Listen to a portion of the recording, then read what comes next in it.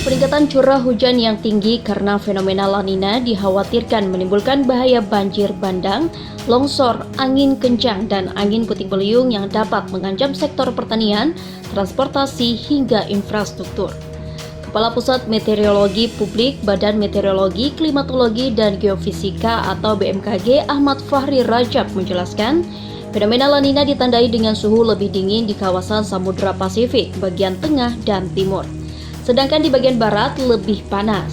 Hal ini memicu peningkatan curah hujan di sejumlah wilayah Indonesia. Dampak tersebut dapat diketahui berdasarkan pengukuran suhu muka air laut yang menunjukkan indeksnya lebih rendah dari batas ambang La Nina. Adalah hujan dengan intensitas lebat, tapi periodenya pendek. Periode pendek itu antara 3-4 jam, nah itu yang perlu diwaspadai, tapi hujannya deras. Kadang disertai angin kencang. Ya. Nah ini tipikal di periode peralihan musim. Makanya ada beberapa lokasi ada kejadian puting beliung, ya, kemudian pohon tumbang, longsor, banjir bandang. Nah itu yang perlu diwaspadai di musim seperti saat ini. Nah kemudian ditambah lagi musim hujan tahun ini kita perkirakan jumlah curah hujannya akan lebih banyak dari normalnya karena ada fenomena La Nina. Ya. Nah, La Nina kita deteksi dari pertengahan September kemarin sudah aktif.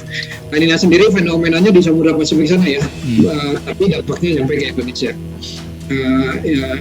Indeksnya suhu muka laut di sana itu turun berapa derajat itu yang kita ukur. Nah pada bulan September kemarin indeks suhunya minus 0,8, artinya sudah lebih rendah dari batasnya. Batas dibilang La Nina itu kalau minus 0,5. Nah, September kemarin sudah minus 0,8 dan terakhir pengukuran di akhir Oktober kemarin sudah minus 1,1. Jadi memang sudah La Nina dengan intensitas menengah atau moderat.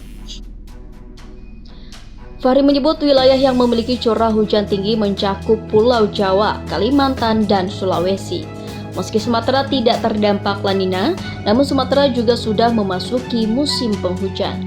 BMKG telah mengingatkan masyarakat untuk mewaspadai fenomena La Nina di tahun 2020 sejak Oktober. Hasil analisis pemantauan BMKG terhadap indikator laut dan atmosfer menunjukkan suhu permukaan laut mendingin minus 0,5 derajat Celcius hingga minus 1,5 derajat Celcius selama 70 hari terakhir. Dampak La Nina terhadap curah hujan di Indonesia tidak seragam, baik secara spasial maupun temporal, tergantung pada musim atau bulan, wilayah, dan kekuatan La Nina itu sendiri. Dari Jakarta, Fazar Ilham, Kantor Berita Antara, mewartakan.